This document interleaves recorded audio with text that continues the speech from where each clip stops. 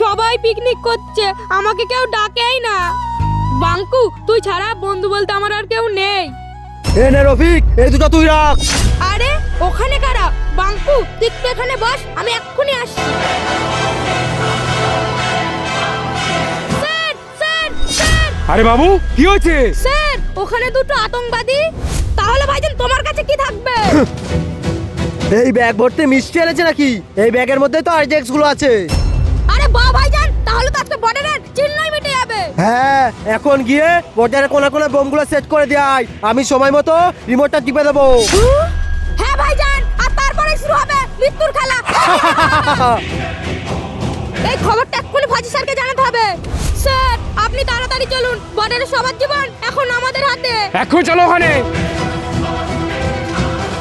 Sir, ওই দেখুন ছেলেটা। স্যার, এইদিকে চলুন। স্যার, ওই ছেলেটার কাছে তো আরেকটা বোম ছিল, আপনি এইদিকে গিয়ে খুঁজুন, আমি এইদিকে যাচ্ছি। ঠিক আছে বাবু, যাও।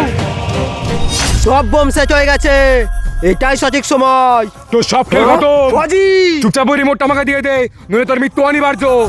স্যার, আরে বাবু, স্যার, আমি এই বোমটা পেয়ে গেছি। ফাজি, আমি তো মরবই, কিন্তু একজনকে নিয়েই মরবো।